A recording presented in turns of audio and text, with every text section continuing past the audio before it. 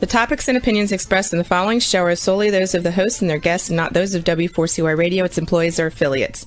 We make no recommendations or endorsements for radio show programs, services, or products mentioned on air or on our web. No liability, explicit or implied, shall be extended to W4CY Radio or its employees or affiliates. Any questions or comments should be directed to those show hosts. Thank you for choosing W4CY Radio.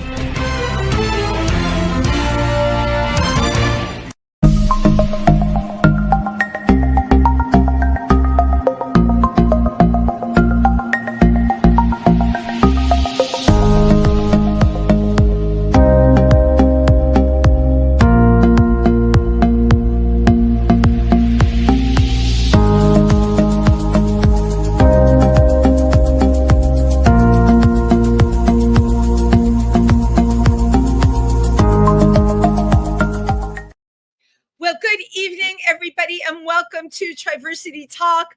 I'm Wendy Stewart, and the countdown for Pride, my gosh, is happening this Sunday. And if you're in New York City, please come and support the Pride March. I have to tell you something I want to share tonight. All of a sudden, everyone is calling it the Pride Parade. I was a marshal for a number of groups over the years, being in the march myself. And we always had this training that we had to take. And the one thing they told us was it's not a parade till everybody has equal rights. So somewhere along the way, like in the last year, I hear parade, and not march. But if you think of the politics of Pride, and certainly now more than ever with what's going on and the political arenas that are out there, I guess it, yes, indeed, is a march. I mean, you know what? Parade or march or whatever you want, please. If you're in New York City, come and support everyone who's marching. You will find me with the Imperial Court of New York. And we are kicking off the march this year, which is like not too much pressure.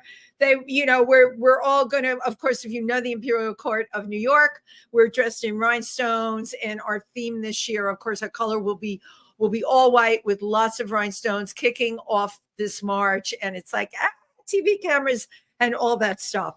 Tonight, if you are tuning in, you are in the tri-state area. We call this show Triversity Talk because it was named after the Triversity Pride Center located in Milford, Pennsylvania, that has a lot of really great events coming up. We have an actual prom that is going to be produced in partnership with the Forestburg Playhouse. And I think that date is maybe the 13th, but don't listen to me. Go on Facebook, go to Triversity, the Pride Center, and you will see our list of events. The 27th is Paddle for Pride. We will get a percentage of people that sign up and mention Triversity with Kitt. They have rafting. They also have kayaks, but I believe it's whatever you want to do. And this event for me, I don't kayak, okay? I don't swim that well. And whatever I do in the Delaware River, I always wear a life jacket because you know what? The Delaware doesn't look so fierce, but it's fierce. So I take it very seriously. Paddle for Pride, that will be on July 27th. And again, always go to Triversity's Facebook page where you can find out about all of our up and coming events. Okay, my God, I am just a series of announcements tonight. So the person I have coming on tonight, I had seen a play that they did a reading for. And my co-host, Tim Moss, I Do If These Walls Could Talk, was one of the people reading in it. And Tim kept telling me, he told me for weeks before, you have to come to this reading. You have to come to this reading. The person who wrote it, it's just the insight, the impact that it will have on you. And I was like, of course, I will support Tim in whatever Tim does. And I go to the reading and I was completely impressed with the person who wrote this play. The play is called Salvation. And our guest tonight has a BA in theater arts, a master's in theater education, and then a CMA in Laban movement, and is an educator. But I had to ask myself, what is the road that one takes to go from being an educator in the classroom to actually writing a full-length play and getting the first steps, of course, getting it produced as a reading. Please put your hands together for Kitt Blessing. Hey, Wendy, how are you? I am really well. How are you? I'm doing very well. Thanks for having me on tonight. I appreciate it. Absolutely. And I'm glad we connected at Theater for the New City because, then you were all fresh in my mind. You were there like seeing all the plays that they did for the festival, right? Yeah, Tim was performing and, so I wanted to support him. And then I got to meet you and everybody. And that was really a cool experience. Well, and that's why, we tell all of our theater friends, we really are a family, right? It's a chosen family. Absolutely. We really are a family. And I mean, what could be better than going to support your friends and, get to see their work and just meet so many interesting people. It gave us a chance to really talk. The night that you did the reading, I couldn't even stay. I felt terrible. Icavelli and I couldn't even get to the end because we had a gig over at the Copa. Performers, we have way too much on our plates. That's just how it goes. So I have to call out your background. And I have to share it with my audience. I went on Facebook, 5 minutes before the show was starting, and I see Kitt has already put a post up about the background, which is I need my glasses for this. It's Jurassic Park, It's right? Jurassic Park, yeah. That is like hilarious. And the dinosaurs are on their side, actually. Yeah, because I didn't pay attention to when I put it up. Oh, even better. Just go up there. Yeah, exactly. Like when that asteroid hit, it couldn't have That's been it. They were probably all knocked over. But now I love your background. How did this background come to be for you? So when we started virtual learning, I had a student show scheduled for March 17th, and the district closed on March 17th. They told us to go home. The show was canceled. So there was a lot of confusion. When are we going back? What is happening? None of us knew. So I was building a virtual learning studio in my basement because I didn't have anywhere. Where am I going to teach? I need somewhere quiet, and I needed a backdrop because I had a bunch of old props and stuff like behind where my desk was. So I'm like, what would be really cool? And I'm like, oh, let me get a sheet. And then I'm like, let's do Jurassic Park because the kids are at least going to be like, Miss Blessing, why do you have dinosaurs behind you? Because I teach middle school. My first question. I'm not a kid. And I just loved it. I have to tell you, I loved it immediately. I too have a sheet behind me. Okay, I like it. Let's just say, and this is my third year doing this show with this sheet behind me. So let's just shout out everywhere to every person that does podcasting that has, because of the pandemic, whose world got rocked, and all of a sudden we all had to be so clever. You are impressive because I can't imagine like your day job, right, is teaching, and then all of a sudden, basically, they say, Kitt, don't come to work anymore. Yeah, that was wild. And I teach theater. So trying to figure out how to teach theater in a virtual setting was really difficult. But I have two really supportive principals. And they kind of let me do what I needed to do. And we made it work. Was it amazing? Absolutely not. But we got through the year and a half. And I still have enrollment in my classes, so I must have done something right. But that's really incredible. And now, of course, I'm going to have to pick your brain and ask you, sure. How do you teach theater to the middle schoolers, right? You do middle schoolers. Yeah. How do you teach middle schoolers online theater? It was really hard, especially because I've never used Google Meet, and we're a Google school, and it was a lot of collaboration. But ultimately, I did like improv games in like the large Google Meet. So I would do like games such as Convince Me, where they would have to convince me to do something and use their acting. Because we were mid-year, so they had already had some training in improv and playwriting. Right. And playwriting is such a large part of my curriculum that I was able to translate that. And then we did a virtual show. So I recorded the kids doing their own original work and their own monologues. And then my one principal put that on our website, and it was great. So the kids still had a final performance. So that was really cool. I love your story of adaptation. But somebody like me, I'm not tech savvy. Like even for the shows that I do, I always have a producer because I learned the hard way. Even though they tell you StreamYard is so easy, no, it is not. There's nothing easy. How did you have the skills to put this together? Google, literally, and the high school theater teacher and I are very good friends. And me and him would just be sitting there and talking on Google Meet or on the phone, trying to figure out what are we gonna do, because my kids go to him next, right? So my 8th graders were going to my friend Todd next. So we were trying to collaborate and see what we can do. But honestly, it was Googling a lot of stuff, and Google was not where it quote unquote needed to be, because we got breakout rooms like really late compared to like when Zoom got them. So I did a lot of whole group work. We did a lot of whole group writing, sharing. Google Docs that you can share back and forth was a godsend. The doc part I get. You're like talking to me like I'm someone that even comprehends this. I only learned about the breakout rooms because, first of all, the whole Google Meet thing, I used it with 1 or 2 clients. I had so lost in the sauce. These are people that use it every day, not me. Then the thing with the breakout rooms, I don't remember how I ended up in the breakout room, Kitt. I don't know if I hit anything or if somebody else hit something, but I ended up in a breakout room. But still, even now, it's really hard for me to it's hard to explain to you, put my brain into that I'm sorry, the virtual reality. Yeah, no, I mean, honestly, now when there's a Google Meet, I have to be like, oh man, how did I do this again? Oh God, you made me feel so much better. Thank you so much. No, it's like, whoa, wait, we're going to, I gotta click that. So I get it. It was like in and out of my head. But I gotta tell you, 1.5 years, and you taught every day. You would go down to your basement.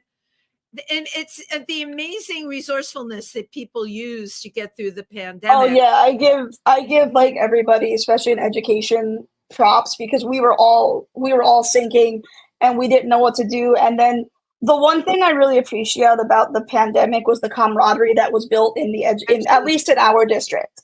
Right. In TNEC, we really banded together, and we were shooting text messages and group chatting and really being there for each other and supporting each other, and the administration as well. So I got really lucky in that regard. Well, you had mentioned that a couple of times, and I think, when you're teaching, that's really important, that you had the support of the administration. And your kids all got through fine, right? Yes, we did. We made it. Great. Wow. It's just amazing. I keep looking at those dinosaurs and thinking that's me with technology. That is exactly how I feel. So now that you're back in the classroom, you're actually ending the school term, right? Oh, I'm done. Yes, I'm done as of June 14th. So I've been chilling. So you're chilling. Do you have some projects that you're working on right now? Yes, I am. So I'm a really big Sherlock Holmes fan, and I've been working on a Sherlock Holmes novel. I just finished it, so now I'm on the novella, the editing process. So that's one of the things I'm working on, and writing a book, though. I don't want to gloss over this. I knew you were a playwright, but now on your time off, you're writing a book. Book, poetry. I've just been a writer. Like from when I was little, I just took to writing and telling stories. So I kind of dabble in everything. You know what I've noticed about people that tell me that? It has started when they're little, and yes, they're arts people, and they do end up dabbling in everything. But playwriting to me is just a particular, it's just a particular skill that I personally have never been able to wrap my head around. I've never taken a playwriting class. I don't understand how you hear the characters in your head to put them out on paper. That's what, I can tell you this. You're a teacher. Like, how do people do this? For me, it comes down to knowing who my characters are. So if we even take like Salvation, the lead character's name is Andreas, and I do this, and I make my students do it, and they all complain to me about it for about 2 weeks, and then they're like, "Oh, Mix Blessing, that's so much easier." So I will write a whole character bio. Like I will write, what does my character like? What does my character dislike? What are his core beliefs? What are something that really bothers him? And of course, I obviously simplify that for middle school. But to get into a piece like Salvation, I needed to know who this character was. So I will spend the time. Hang on. Having a frozen movement here. Don't we love streaming? So I'm here with Kitt Blessing, who's a playwright, who is just frozen before my very eyes. And I'm hoping my technical producer can come on and help unfreeze us. Are you unfrozen yet? Yeah, I'm okay. Now you're okay now. Yeah, thumbs up. Yeah. Unfrozen. Yes. So you have them really do what you do, which is you develop the entire character on paper. Yeah, I'm a really big believer in Aristotle, who broke down the elements of theater. So it's plot, playwright, theme, diction, music, and spectacle. And for me, if you write along those lines, you can't go wrong. But for me, because theater is so personal and they're actors that are on stage and they're saying these words, you have to know your characters first. Right. So for an actor that is taking a part in a play, you would advise that when the playwright doesn't give you that much, right? You would advise that they take and do this entire character breakdown. Yeah, I mean, for me, that's easiest. That's how I write. Every actor has a different style. And so that's kind of the fun of theater too, is to see the process. Like in Salvation, my lead, what he did with that character, I never would have expected. I was blown away. Right. Because that wasn't what I had in my head. It was better. And that was like the relationship between actor and playwright. And there you go. I think you really hit on something right there. You had it in your head, right? This was your baby. Yeah. You gave birth to Salvation. Yeah. But when you put actors on a stage and they start to make it their own, and you just said it, they use whatever process that they have to use to make it their own. That the piece itself was very, very, it impacted me in an incredible way. Can you give our listeners just a little bit of what it's about, a synopsis? Okay, sure. So pretty much Salvation is a play that discusses the LGBTQIA+ experience during the Holocaust. Namely, there were medical experiments done on mostly gay men that aren't really talked about in the big narrative. And coupled with that, I kind of was trying to discuss a bit of the hypocrisy within the Catholic Church. I was born and raised Catholic. And so you kind of have this idea of a character, the main character, really struggling with what is right and what is his truth and what is his right and how do we navigate that. Right. And throughout the play, I would call them the beats or the moments, really were very riveting for the person watching, which was me. First of all, I kept saying in regards to yourself, how did they know about this? Because I knew about this, and my daughter knows a lot about it. She studied the Holocaust. Oh, okay. That's what she went to Smith and studied the Holocaust. Cool, very cool. Says it all, right? Yeah. But most people, we know what happened when Hitler took over, and we know what happened to the Jews. But this part of history was really glossed over. Even to this day, we could it could be cisgender people or LGBTQ people. I guarantee you, and even people that are Jewish, I could guarantee you we could go up to people and ask them if they knew about this, and they would have no idea. Absolutely. I would agree with you. I would agree with you 100%. How did you go about researching this? Oh, man. It was 15 years in the making. Wow. Maybe probably a little longer. Because in 7th grade, we had to write a story about what if we were in the Holocaust. And because I'm a writer, I was like, yo, I can do this. I got this. So wait, I'm not going to let you gloss over any of this. This piece that you wrote is so heavy, and you started in 7th grade. That is a hell of a lot of interest and insight. I'm sure. Come on, I wasn't in your junior high class, but I can only imagine what everyone else was writing about. This is like, yeah. I went pretty deep. You went but deep. That's where the character Andreas came from. He was with me since I was 12 years old, and he's obviously grown and changed, and he's not who you see now on the stage, but he was there. And then in college, I was a pretty arrogant writer, and I was like, I'm gonna write like an amazing play about the Holocaust. And I had an amazing playwriting professor, Rosemary McLaughlin, who she just really cultivated my love for playwriting, and taught me how to write. But I didn't know what I was going to write. I was just going to make this amazing play. And then I saw in a book, I had seen Martin Sherman's Bent. I had read it. I had found it in Drew's library. And that blew it open because I had never heard of the term pink triangle until Martin Sherman's Bent. So I went for a while being like, I'm going to write like Martin Sherman. I'm not. Well, no, that's great because you were inspired. I was going to ask you like who inspired you, because your path is quite interesting, but now you just said it, right? And Ben, of course, we all know. Yeah, and then I was just kind of researching, and I saw in a footnote, it was literally a footnote in this book called, I believe it was like K, which was the German word for concentration camp.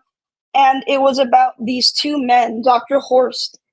Schumann, who is in my play in some capacity, and Dr. Klauberg, and they had a competition who could sterilize more people. And Dr. Schumann took gay men, and Dr. Klauberg took women, and Heinrich Himmler did give the credit and the go ahead to this particular thing. And that's really where salvation started. This footnote in a book. I was like, oh my God. Footnote in a book about such an unbelievably sick concept that actually happened in history. And here's where history and art, right, overlaps. Yes. You got out there and you wrote the piece, and I saw the reading. I'm praying for the production now because you said something that really needs to be said, and your actors were just terrific. And every moment that they played, I mean, we were in that room over in that rehearsal studio, no set, nothing except the brilliance of your performers and your writing. And I left there and I didn't stop thinking about it. And that's a credit to you. And that's what your work will do. It will rivet people on that level. Did you feel when you were writing this, and it was over a long period of time, anger or upset or? I think the biggest thing for me was doing justice to the victims. Granted, this is a fictitious play, right? Like Andreas does not exist. These people do not exist. Really happened, so you had to create the characters to tell the story. Correct. And my biggest thing was, real people died due to these events. So it was, I feel like as a playwright, for me, especially in historical fiction, real priests died trying to save the Jewish people, right? Real gay men died under these conditions. And for me, I kept that as the truth, right? So whenever I did take some historical liberties with dates and things like that. But to me, the guiding point was, this is my story, but it is not my story. It's the story of the people who have suffered, and I have to do it right by them. Right. But it's interesting. You became the vehicle to tell the story, and I keep going back to that because I have a friend that he's a caver, and he found a red shoe in a cave in Croatia, and he couldn't let it go. It's not so different than you not being able to let go what you started in 7th grade. Couldn't let it go. No. And then started talking to people and found out there were Jewish families that lived, 3 Jewish families. All right. And long story short, was able to trace, he was back in Croatia again and again and again, and his life was threatened. It was called No Place on Earth. His life was threatened every time he'd go back a caver. He's not Jewish. He is from Cyprus. I'm like, Chris, Mhm. why? He said, there was a story. I had to tell it because people suffered and I couldn't Yeah. stop thinking about it. He brought such closure. Those families that got out went on to their families are now in Canada. That's amazing. Amazing story. He became personal friends with them. He went and there's That's a Jewish awesome. prayer called Kaddish for the dead. He Okay. went and said Kaddish with the families. And I found that so it was so moving in the same way your piece was Thank you. moving. It's like being a pit bull. You connected to the suffering and you wouldn't let it go. And you had to tell the story. And I mean, there was also a big part of me, which is why I think that I had involved the stories of Catholic priests that I read about, because I am not Jewish, that's not my heritage. And for me, there was a part of me saying, do I have a right to tell this story? This is not my heritage. Do I have a right to? And I really had to wrestle with myself for a while. And then ultimately I'm like, well, I am part of the pink triangles, yes, and I can tell that story. Right.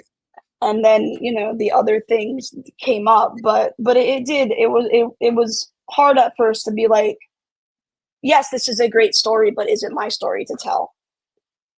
But I think it's like making films, right? I've worked in Africa. Okay. I'm not, how am I going to put this? It's their story. It's never my story. Right. All I can do is take what they give me and with translators and shooting and put it up on a film. You understand? Right. It's yes, absolutely. Because I think we all owe something. My friend Chris felt like he owed something for whatever reason. You felt like you owed something. And there are people that would say, well, you're not Jewish, right? Well, how can you tell this story? And my answer to that is because I can. It's like, I'm not African. How can I tell this story? Because you know what? Nobody else told it. Exactly. And that's ultimately how I felt. I'm like, no one has told these stories of these dead gay men. Right. So I want to tell it. Right. And historically, there's so much, I'll bring up now Stonewall, right? Because that's what we're dealing with right now. And we talk about Marsha P. Johnson and Sylvia Rivera and all of that happened. But at the end of the day, as we all know, it goes back way before that. And you brought out a really ugly aspect of history that happened in the LGBTQ community. And you know what? From your story and to AIDS and to now, I say to people, never forget. Never forget. That's very true. Especially going forward, let's just say like the last 8 years ago, 10 years ago, big strides, marriage equality. Didn't it just look like everything was coming up roses and all this stuff where people had been, it was going to be great, right? And then we go into like the last couple of years where, Roe versus Wade, you're seeing the kind of bills that they're attempting to pass. Oh, yes. I always talk about what's going on in the trans community on this show. I mean, to me, the most horrific thing you can do to someone is take their hormones away. They can't get their hormones. Like, you're killing people. And yet I never thought I would see the day where this is up for grabs. And I think and one of the things I learned about Pride this year, that they had to struggle with it, NYC Pride and really all over the country, tons of corporate funding was pulled because that they were threatened. Corporations that had backed Pride before were threatened. Yes. This year. That's a biggie. Where does that leave all of us? None of us know what the next game is going to be or how it's going to look. And that is extremely nerve-wracking, I think. Yes, absolutely. I have friends that are part of our Triversity and other groups, and they're talking about their relocation to places like Spain and Portugal. And I hear conversations with people, Kitt, well, where are you going to go? And I guess what's scary to me, I've been living my best life here in New York. To me, it's like we can do anything, we can be anything, we can say anything. I don't know. Is that going to go away? It's a really scary thought, and I think that's why art is more important now than ever. Thank Um, you. I think playwrights, actors, dancers, choreographers, Yeah. designers, activists, now is the time that you have to stand up because, like I tell my students, art makes change. You Yeah. might not think so at age 12, but art makes change. And I think that's why now, more than anything, plays, movies, music, dances, visual arts, we need to be present. We need to step up. We need to let people know that this is not okay. Right. Right. And you know what? Our future, I always feel, are the kids, right?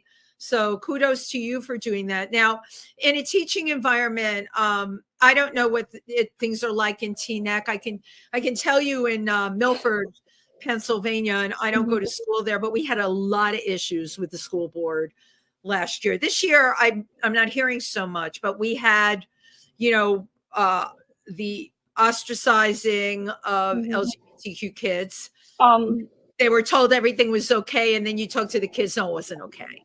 You know, no. that's why this organization, Triversity LGBTQ Center, we're brick and mortar. We're in Milford, and Oh, cool. yeah, we service the community, which is really That's cool. awesome. But we got a lot of pushback. I would watch the meetings, the PA meetings on Mhm. YouTube. They were aired on YouTube. I couldn't believe some of the stuff that I heard. 1 hour and 40 minutes from New York. Have you experienced any pushback from parents, Um, what you've taught in your classroom? I have to say, my experience has been amazing. I have one principal, such an advocate. We painted a mural on the back wall of our building. My GSA, Gay Straight Alliance, Yeah. my principal was like, "Hey, do this," and it is like covered in rainbows in the back. Yeah. So when you come in from the back of the building, the first thing you see is a pride mural. Um, and that was just my principal. We wanted to do something, and my principal's like, "Well, I don't like white walls, so mural it." So we Absolutely. and what's really cool is, kids say stuff, right? Because they're in middle school and they say stuff. And you will have teachers who will correct them and say, no, you can't say that. And you'll have teachers that will educate them and say no. And we have on our mural quotes from the administration and from teachers about what inclusion is and why it's important. And I will tell you that I cried the day that was done because Sure. I grew up, in a town that was not the case. I didn't even know what gay was. Like it wasn't talked about, so I didn't know who I was until very late in life. But to have these kids and to see the pride of them painting, Miss Blessing, this is my flag. And when I came out to both administrations as a trans man, they were like, "Oh, great, cool, this is awesome!" Like my one principal, he was like, "Oh, hey, I'm putting Kitt in my phone," and my other principal, she goes, "All right, mixed blessing," and she sent an email about the mural, and she put my new honorific in, and it was just, I felt very accepted. Um, I think it's rough anywhere, but I think at least at the middle school level, because that is where I teach in Teaneck. Um, because we have strong administrations and we have inclusive and empowering administrations, that trickles down to the kids. Right. And you don't get any kind of pressure from the school board, the people that are on the school board. I can't say I have felt it. I don't know what admin feels. Right. I've had, not in Teaneck, but of course I've had parents commenting on my sexuality quite a lot. Um, but I feel like I'm well protected by my principals, by both of them, and Oh, and so I'm able to create a safe space for my kids. But I'm sure I don't know. actually for yourself too. It's a safe space for everyone. And you brought Mhm. up a really great point. You've got the administration behind you, which is pardon the pun, but it is a blessing. It is. It's like very perfect, right?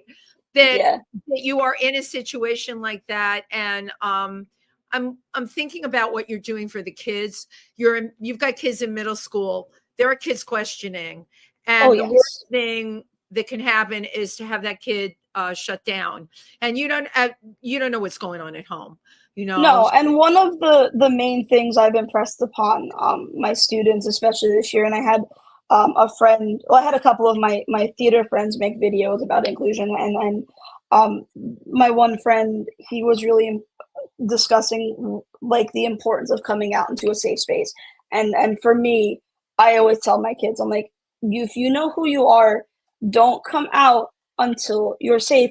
I came out as a trans man at 37 years old, like 2 months ago, because I finally felt safe enough to do it. Because I was surrounded by people for the first time really in my life that were like, oh no, be you, like that's cool. So I always tell my kids, like, you time. That's first of all, you read a lot younger, so you bought yourself. I appreciate that. Thank you. You bought yourself at least 10 or 12 years, but it's great because you have such beautiful, fresh energy, Kitt. But what did I learn today? I learned you come from a Catholic background, and the amount of people I've had on this show that come from Catholic backgrounds, it's tough. Coming from it's tougher. Well, there's certain cultural backgrounds people come from that are also really tough, but that is not an easy thing. What do you think like finally let you feel okay? I think my friend group. Great. I'm gonna say my friend group. I had a friend who took my call when I was really, really struggling and was in a really, really dark place. And he just listened and he made me laugh and he talked me off I told him, like, I am going to kill myself. I can't handle this. And he was just so kind enough to just talk me off the ledge and say it's okay. Right.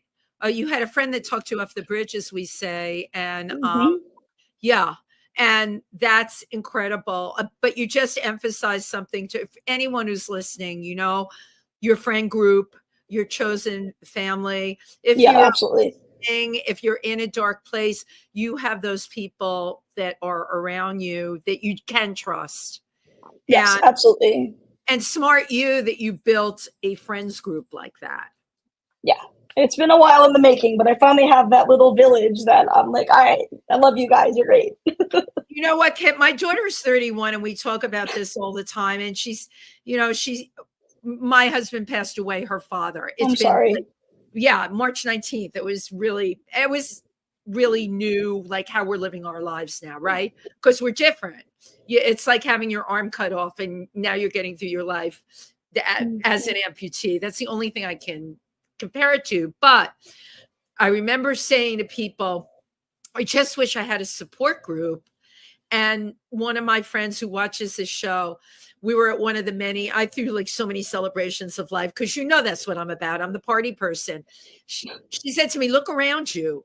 You have a support group. What are you looking for out there? And that's exactly what I say. You were ready. And you had the people around you that said, you know what, you can be you now. It's okay. And people should never, ever forget that that is one of the most important things that they can build. And you're right. It takes time. My daughter's 31. Her father's death was extremely isolating for her. Mm-hmm. She didn't have one friend initially that had lost a parent. Mm-hmm. At my age, of course, I had so many people that had lost so people around them. So it's important that you find people and that they have your back and that you can trust them. And like for you, it's all forward now. My God, I can't wait to see what's going to happen with your writing and everything. Thank you. I appreciate that. It's very, very exciting. And at least I have to say, you're smart enough to have a day job. This thing of playwriting, because I'm going to go there. I love going there. I've been an entertainer and done this my entire life. When I got into this industry, it was you were shamed if you had a part-time job or whatever. Now people have to have full-time jobs. Come on. Hey, I need health benefits. Like trust me, if I could write like all day, every day, I would be like, yo, I'm gonna do this. But I can't. Know what? Even the people I know that do that, they've got like a side gig. They're, part of 5 people that own a bar or, and I love telling this out there. Don't make the mistake of letting people tell you, oh, if you're a true artist, you're just going to sit and create art all the time. You need to survive. Yeah, trust me, I went in college as a theater major. I'm like, oh, I'm just gonna write. Like, I'm gonna leave, graduate, and I'm just gonna write. And that has not. And then you get the rude awakening of like, oh my God, I have bills and stuff like that to pay. Where did you go to school? I went to Drew University. It was my only choice. Thankfully, I got in. And I can honestly say they taught me how to be in theater. Like, how cool is that? Your only choice. And what are the chances of, you spoke about a professor that deeply affected you, what are the chances of being that lucky to have that happen? No, I got very lucky in the department I went to, and every professor was so supportive and, oh yeah, no, like this is the place you can try it. And I learned to design, I learned to write, I learned to act, I learned to direct, like all of that, because we had to do it all. Right. Well, yeah, I think it's a skill set that every person that's in the arts really needs to be able to wear a gazillion hats. Tim Moss and I talk about that all the time. Oh yeah, we do this, we do that, or whatever, but it's all within the realm of theater and teaching as well. Look, you're teaching theater. So you know what I'm saying? You're true to brand, as we say. So one of the things I didn't know, and I did Google it, but I want to hear it in your words. One of the things you studied was Laban movement. Yes. Rudolf Laban, he created a series of movement, and he had to flee Germany because of Adolf Hitler, because he invented these movement choirs that Hitler found threatening, like they were going to rise up. So he fled to England. But short form is he developed a system of movement that would make factory workers their lives easier. They would move better. And really we now use it as a form of dance notation, but it's how to move, how to notate dances, how to observe movement pretty much. So it's great. I mean, it helps me as a choreographer, and it helps me even in my classroom. It helps me with blocking especially, and it taught me how to use space. So if I'm directing, I understand like, okay, this is the space. And he also talked about how emotions are tied to movement, which I was very lucky. I got to do a workshop for adults. I love when I get to teach adults. It's rare. Last year for my friend Darius, and I talked about how certain movements that we do bring out certain emotions for us, and that is the effort, the quote unquote effort, and that is the whole, like, in a nutshell, the crux of Laban. So I use that in acting quite a lot. That I mean, I'm taking this all in because as a performer, it's not something if I do a character, I just do the character, internalize it, and whatever movement comes out. But I just auditioned for something in Theater for the New City that I got. Hey, cool. Oh, sweet. The character is German, and it is, believe it or not, the same time period you're working about. Oh, nice. Conjure that up for me, Kitt. But, I'm working on the German accent, but when I was doing the reading, and he had me read like 6 times a scene. Nice. And he's like, okay, now I want you to do this with your body still, because this character wouldn't be and if you watch me like just in life, my hand, everything's moving. Yeah. Now I'm being told I have to be still. Oh my God. I'm like, and the German accent on top of it. And I'm like, how the heck am I going to do this? So the callback is on Saturday. I'll let you know. How it went. Yeah, let me know how it goes. I always tell my kids, because one of Laban's big principles is active stillness. And I always tell my kids, there is power in being still. Think about, like, why is your character being still? And they usually come up with some, because they're children, some weird responses, but it works for them. Like, why is your character still? That's great. Thank you. No problem. I have no one coaching me for anything, Kitt. I'm just this free spirit that's been on the earth for decades, doing whatever the heck they wanted. That's awesome, though. It is awesome, but no, you know what? I've learned something from you, and I'm going to take this tonight. Appreciate that. Lines and what is it about the character? And like, what are those moments where stillness emphasizes? Because I've always been taught like there's more said in the silence and stillness than there is in active movement. Well, in our really great actors, that is the ones that you absolutely can't take your eyes off of. No. And they have you in Marlon Brando was really known for that, and they have you, and you're listening and you're waiting for the next word. And you're right, the power is in the stillness. So I wanted to ask you I know you've done a number of plays, but you don't know how it feels. I wanted to talk about that a little bit while we're on the countdown now, our last 5 minutes. No, so You Don't Know How It Feels was taking the mood down just a little bit. You Don't Know How It Feels was an autobiographical play about when I was raped by a gym teacher as a child. 11. So I aged up my characters because I didn't feel comfortable with that. But it is the autobiographical, and it is the combination of him and someone who tried to turn me straight years later that I kind of put both of those men into one character. And You Don't Know How It Feels was kind of the struggle, and it was the struggle of who can I tell? What can I do? No one's going to believe me. And no one's going to believe you, right? And so that is the struggle between this one girl who has two friends, who is being isolated by this gym teacher, and the two friends ultimately are the ones that try to save Dana, who is the main character. So they did. Her girlfriends tried to save her. Yes, they do, and obviously the play's been produced, and the principal at the end of the play doesn't believe them, but they ultimately convince the principal something is happening, and the play ends with a 911 phone call, and Mako, the gym teacher, saying, "But you can't do this to me." Right, and that.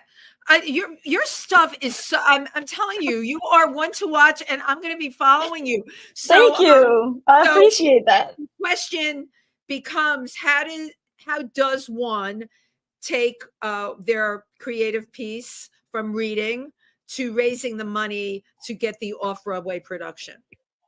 That if I had the answer to that, I would tell you.